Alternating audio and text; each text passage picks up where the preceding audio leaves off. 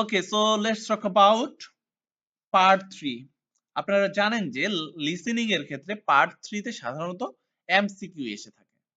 তবে আজকে আমরা কথা বলবো পার্ট 3 এর গ্যাপ ফিলিং নিয়ে। আজকের এই টেস্টটা আমরা নিয়েছি ক্যামব্রিজ 11 এর টেস্ট 3 থেকে। সো যখন পার্ট 3 এর কথা আসে তখন একটা জিনিস মনে রাখবেন, পার্ট 3 তে সবসময় একাডেমিক ডিসকাশন হয়। এই ডিসকাশনটা দুইটা স্পিকারের মধ্যে হয় এবং দুইটা স্পিকার কে কি বলতেছে এগুলো জানা খুবই গুরুত্বপূর্ণ। এবং এই দুইটা স্পিকার কে কে হতে পারে? হতে পারে টিচার, স্টুডেন্ট, টিচার, রিসার্চার অথবা রিসার্চার, স্টুডেন্ট। এই ধরনের ডিসকাশনই সাধারণত হয়ে থাকে। আজকে আমরা যেই প্রশ্ন প্যাটার্ন নিয়েছি সেটা হলো 21 থেকে 26। সো এখানে 6টা প্রশ্ন আছে।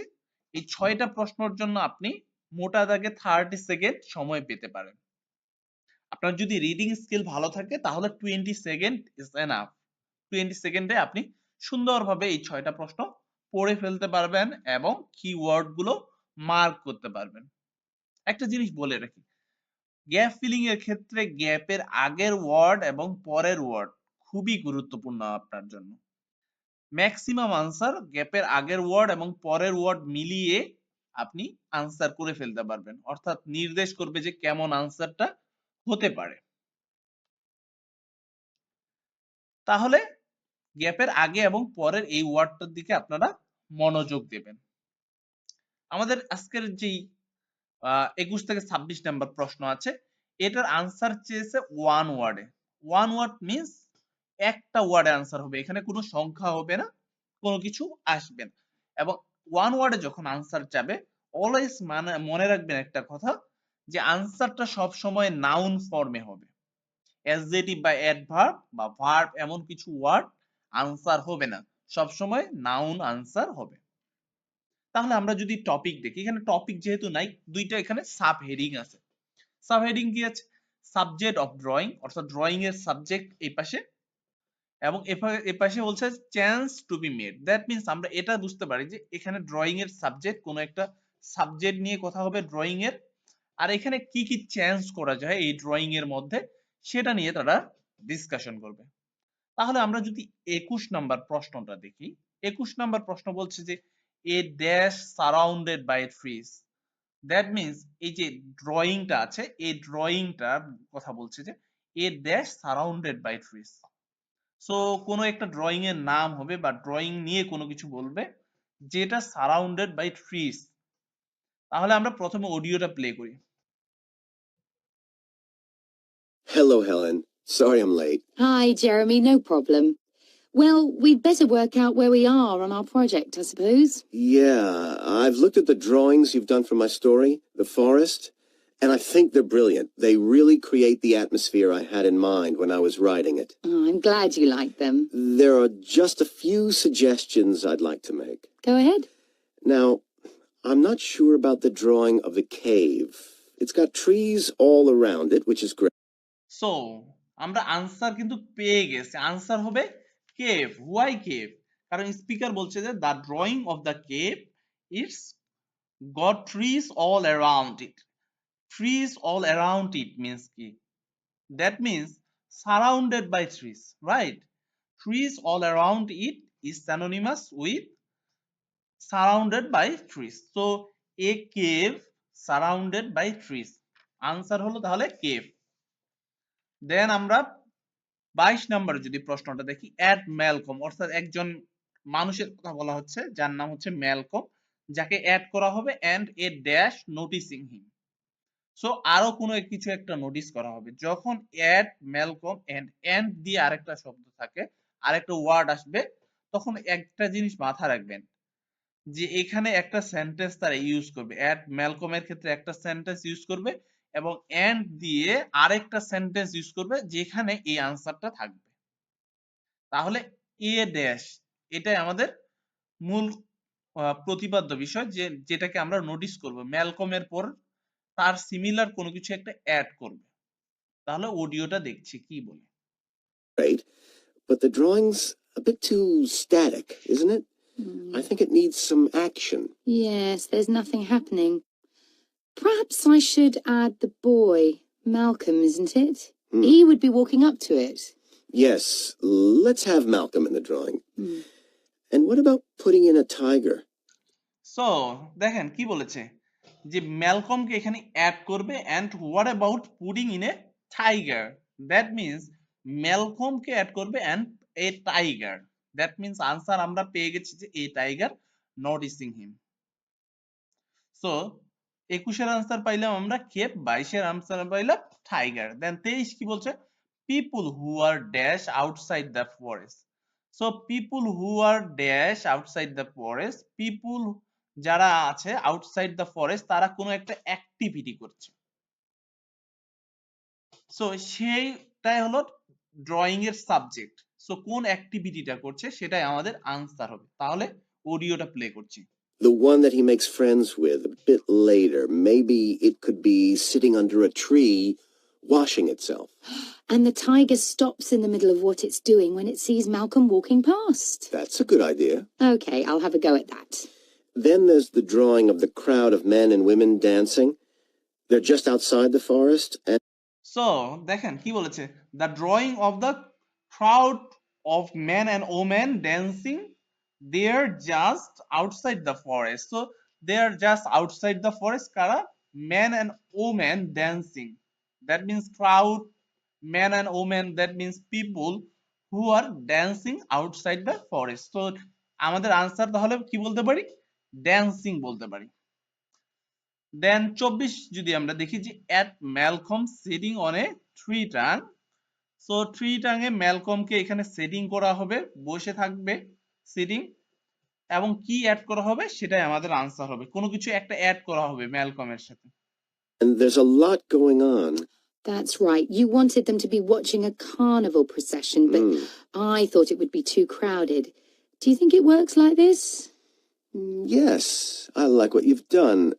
The only thing is, could you add Malcolm to it without changing what's already there? What about having him sitting on the tree trunk on the right of the picture? Yes, that would be fine. And do you want him watching the other people? No, he's been left out of all the fun, so I'd like him to be crying. That'll contrast nicely with the next picture. ওকে দেখেন এখানে আমরা আনসারটা পেয়ে গেছি।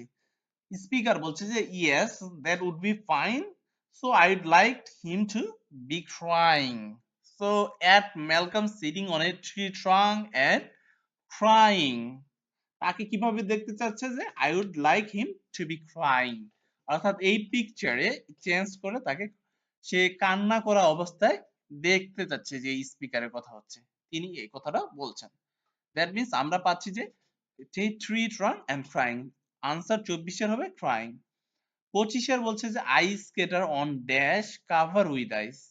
So ice skater on dash, so ice skater যারা আছে স্কিটিং যারা করে তারা কোথাও একটা স্কিট করতেছে, কোথায় covered with ice, ice covered করেছে কোনো কিছুর উপরে। অর্থাৎ আমরা জানি যে সাধারণত ফ্লোরে মাটির উপরে বা গ্রাসের উপরে আইস পরে কাভার হয়ে যায়, দ্যাট মিন্স এমন কোনো কিছু আনসার হতে পারে আইস স্কেটার অন ড্যাশ। সো এখানে প্রিপজিশনটা গুরুত্বপূর্ণ, কোনো কিছুর উপরে বোঝাতে অন ইউজ করা হয়। আমরা ধরেই নিতে পারি এখানে মাটি বা হচ্ছে গ্রাস এমন কোনো কিছু আনসার হবে। Where he's laughing at the clowns in the carnival. Right, I'll do that. And then the drawing of the people ice skating in the forest. I wasn't too happy with that one. Because they're supposed to be skating on grass, aren't they? That's right, and it's frozen over. So দেখেন speaker কি বলছে যে they are supposed to be skating on grass aren't they, অন্য speaker সেটাকে agree করছে যে that's right it's frozen over. It's frozen over means কি গ্রাসের উপরে ফ্রোজেন হয়েছে, কভার উইথ আইস, এটাকে আমরা তারা স্যানোনিমাস ইউজ করছে যে ফ্রোজেন, আইসের পরিবর্তে ফ্রোজেন ইউজ করেছে। সো স্কেটিং অন গ্রাস, এখানে দেখেন অন ইউজ করেছে, এখানেও স্পিকারও অন ইউজ করেছে, সেম প্রিপজিশন। সো প্রিপজিশন যখন ইউজ করে, প্রিপজিশন যদি গ্যাপের সামনে থাকে তখন মনে রাখবেন যে যেই প্রিপজিশনটা এখানে ইউজ করেছে আনসার বলার সময় সেম প্রিপজিশন ইউজ করে আনসারটা বলবে। তাহলে আমরা পাচ্ছি যে ice skater on grass cover with ice. Then 26 number হলো add a dash for each person. So add a dash for each person. So প্রত্যেকটা ব্যক্তির জন্য কোনো কিছু একটা কিছু অ্যাড করবে, যেটাই অ্যাড করবে সেটাই আমাদের আনসার হবে। কোনো বস্তু হতে পারে, এমন কিছুই হবে। দেখি অডিওটা প্লে করে। At the moment, it doesn't look quite right. I see what you mean. I'll have another go at that. And I like the wool hats they're wearing. Maybe you could give each of them a scarf as well? So maybe you could give each of them a scarf as well. That means কি? Give them, that means add a scarf, each them, each person. So each them বলতে person কেই এখানে মিন করেছে। তাহলে আমরা পাচ্ছি যে scarf, ঠিক আছে, SKARF, সো স্কার্ফ এখানে আনসার। সো এখানে স্কার্ফ অ্যাড করে দেবে। তাহলে আমরা 21 থেকে 26 এর আনসার পেলাম এবং আমি আশা করি যে এই আনসার গুলো আপনারা খুব সহজেই করতে পারবেন। ওকে, সো এখন আমরা কথা বলবো 27 থেকে 30 নাম্বার প্রশ্ন নিয়ে। এখানে আপনারা 4টা প্রশ্ন দেখতে পাচ্ছেন। 4টার জন্য অ্যাজ ইউজুয়াল যেটা হয় 30 সেকেন্ড আপনারা টাইম পাবেন। সো 30 সেকেন্ডে আপনাকে এই 4টা প্রশ্ন এবং অপশনগুলো ভালোভাবে পড়তে হবে। আমরা প্রশ্ন প্যাটার্ন যেটা দেখতে পাচ্ছি সেটা হলো matching type of question. So matching type of question, এটা বক্স ম্যাচিং থেকে একটু ডিফারেন্স। বক্স ম্যাচিং এ আমরা জানি যে প্রশ্নগুলো পড়তে হয় না, কিন্তু এখানে প্রশ্ন এবং অপশন দুটোই আপনাকে পড়তে হবে। সো আমাদের প্রথম কাজ হলো টপিকটা পড়া। টপিকটা কি আছে দেখেন, parts of the report. So এখানে 4টা পার্টস, রিপোর্টের 4টা পার্ট নিয়ে কথা আছে এবং এই পার্ট গুলো নিয়েই তারা ডিসকাস করবে। এই পার্ট গুলো কে ড্রাফট করবে বা কে আইডিয়া দেবে বা কিভাবে তারা ডিসকাস করবে, এগুলো নিয়েই কথা হবে। তাহলে কোন আইডিয়াটা কে কাজ করবে, কোন রিপোর্টের পার্টের উপর কে কাজ করবে, সেটা আমাদেরকে বের করতে হবে। এখানে দেখেন আমাদের দুইটা ব্যক্তি আছে, একটা হলো Helen only, Jeremy only, both Helen and Jeremy, neither Helen not Jeremy. So দেখেন এখানে হেলেন অনলি তো আমরা বুঝতে পেরেছি, জেরেমি অনলি, যখন হেলেন একটা কাজ করবে তখন হেলেন আনসার হবে, জেরেমি একাই কাজ করলে জেরেমি আনসার হবে। বোথ হেলেন এন্ড জেরেমি, এখানেই একটা গুরুত্বপূর্ণ জিনিস, যখন সি নাম্বার আনসার হবে তখন একটা জিনিস মাথায় রাখবেন যে একজন অর্থাৎ হেলেন একটা কথা বললে জেরেমি ওটাতে রাইট, ইয়েস এগুলো বলে এগ্রি করে তার একটা মতামত দিবে, তখন আনসার হবে সি। আর নাইদার হেলেন ও নট জেরেমি অর্থাৎ দুইজন যে কথাটা বলবে দুইজনের একজনে আরেকজনের সাথে এগ্রি করবে না, অথবা এমন একটা কথা বলবে সেটাতে এগ্রি হবে, নো বলে এগ্রি করবে না, এমন কোনো কিছুই ডিসকাস হবে। তাহলে আমরা প্রথমে টপিকটা বললাম, টপিকের পরে আমরা 4টা যে আমাদের বুলেট পয়েন্ট রয়েছে সেগুলো আমরা পড়বো, প্রশ্নগুলো পড়বো যে how they plan the project. So কিভাবে তারা প্ল্যান করেছে। সো আমাদের কিওয়ার্ড হলো plan and project. So plan project আপনি চোখ রাখলেই বুঝতে পারবেন যে কি এখানে মিন করেছে। এন্ড 28 নম্বর প্রশ্ন আছে how they had ideas for their stories. So আমাদের এখানে কিওয়ার্ড হলো ideas and stories. And 29 number হলো interpretation of their story. So interpretation কে করেছে স্টোরিটা, এটা আমাদেরকে বের করতে হবে। And comment on illustration, so কে কমেন্ট করেছে বা কে কমেন্ট করবে ইলাস্ট্রেশনে, সো এটাই আমাদেরকে খুঁজে বের করতে হবে। প্রথমে আমরা দেখব যে অডিওটা কি বলছে। প্রথমে আমরা 27 এর অডিও প্লে করব এবং দেখব যে কোনটা আনসার হয়। So, the next thing is to decide what exactly we need to write about in the report that goes with the stories and how we're going to divide the work. Right, Helen. What do you think about including a section on how we planned the project as a whole, Jeremy? That's probably quite important. Yeah, well, you've had most of the good ideas so far. How do you feel about drafting something? Then we can go through it together and discuss it. Okay. Okay, so আমরা আনসারটা পেয়ে গেছি। দেখেন এটা answer just Helen. Why Helen? কারণ Jeremy বলছে যে তোমার কাছে you had most of the good ideas so far and how do you feel about drafting something. So তুমি কেমন ফিল করবা যে কোনো কিছু ড্রাফটিং করার ক্ষেত্রে?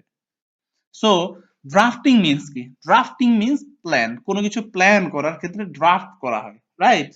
তো এখানে আমরা প্ল্যানটাকে ড্রাফটিং হিসেবে synonymous হিসেবে ইউজ করতে পারি। সো ড্রাফটিং কোনো কিছু একটা প্ল্যান করতেছে, সেটা ড্রাফট করা, এবং সেটার কথা বলছে যে how do you feel about drafting, এবং পরে আমরা এটা নিয়ে ডিসকাস করব।